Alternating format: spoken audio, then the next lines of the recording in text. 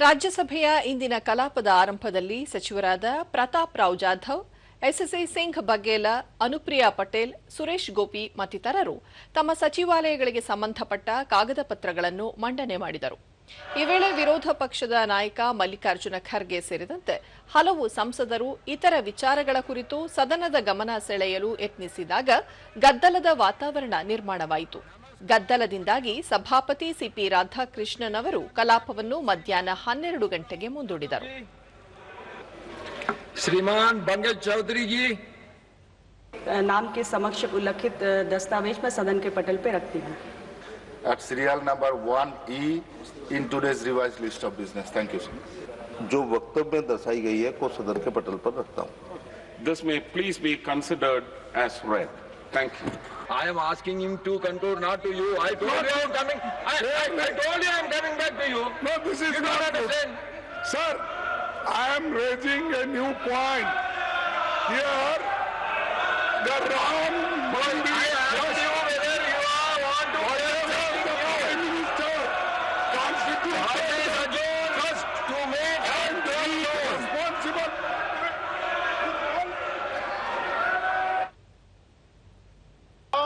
ಬಳಿಕ ಸದನ ಪುನರಾರಂಭಗೊಂಡಾಗ ಮರುಬಳಕೆ ಇಂಧನ ಖಾತೆ ರಾಜ್ಯ ಸಚಿವ ಶ್ರೀಪಾದ್ ಯೆಸ್ಸೋ ನಾಯಕ್, ಭಾರತ ಹಲವು ಕಡಲಾಚೆಯ ಪ್ರದೇಶಗಳಲ್ಲಿ ಪವನ ವಿದ್ಯುತ್ ಉತ್ಪಾದನೆ ಮಾಡುತ್ತಿದೆ. ಪವನ ವಿದ್ಯುತ್ ಉತ್ಪಾದನೆಯಿಂದ ಕರಾವಳಿ ಭಾಗದ ಆರ್ಥಿಕತೆಗೆ ಉತ್ತೇಜನ ದೊರೆಯಲು ಅನುಕೂಲವಾಗಿದ್ದು ಉದ್ಯೋಗಾವಕಾಶ ಹೆಚ್ಚಲು ಸಹಕಾರಿಯಾಗಿದೆ ಎಂದು ತಿಳಿಸಿದರು.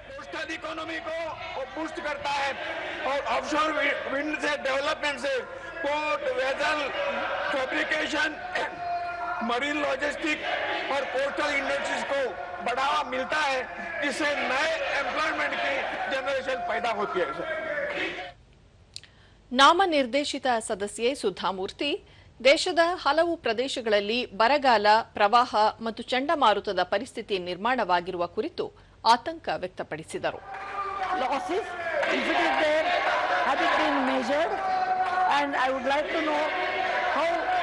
Every state is affected by drought and cyclone and hurricane and floods and renewable energy with respect to that. Thank you, sir. ವಿರೋಧ ಪಕ್ಷಗಳ ಗದ್ದಲ ಹೆಚ್ಚಾದಾಗ ಕಲಾಪವನ್ನು ಮಧ್ಯಾಹ್ನ 2 ಗಂಟೆಗೆ ಮುಂದೂಡಿದರು.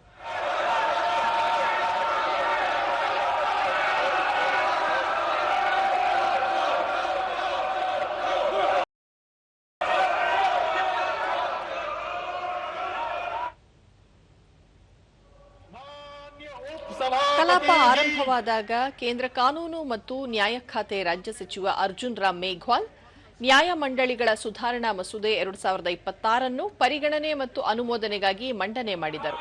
ಈ ವೇಳೆ ಅವರು ವಿವಿಧ ನ್ಯಾಯ ಮಂಡಳಿಗಳ ದಕ್ಷತೆ, ಪಾರದರ್ಶಕತೆ ಹೆಚ್ಚಿಸುವುದು ಮಸೂದೆಯ ಉದ್ದೇಶವಾಗಿದ್ದು, ಮುಖ್ಯಸ್ಥರ ನೇಮಕಾತಿ ಪ್ರಕ್ರಿಯೆಯಲ್ಲಿ ಏಕರೂಪದ ಅರ್ಹತೆಗಳನ್ನು ನಿಗದಿಪಡಿಸಲಾಗುವುದು, ನ್ಯಾಯ ಮಂಡಳಿಗಳ ರಾಷ್ಟ್ರೀಯ ಆಯೋಗ ಸ್ಥಾಪಿಸಲಾಗುವುದು ಎಂದು ಹೇಳಿದರು. Condition of the service of chairperson and members of the various tribunals, the administration and the functioning of the tribunal, to establish a national tribunals commission and to make consequential amendment in related enactments and for matters connected therewith or incidental thereto as passed by Lok Sabha be taken into consideration. Thank you, sir. ಬಳಿಕ ಮಸೂದೆಯ ಮೇಲೆ ನಡೆದ ಚರ್ಚೆಯಲ್ಲಿ ಹಲವು ಸಂಸದರು ಪಾಲ್ಗೊಂಡರು. पारदर्शी और प्रभावी न्याय उपलब्ध करवाने से है. Subsidy code, it would strengthen the very basis fundamental of value multiplier in our economy. So we should not ask whether tribunals deserve reform primarily because they have difficulties.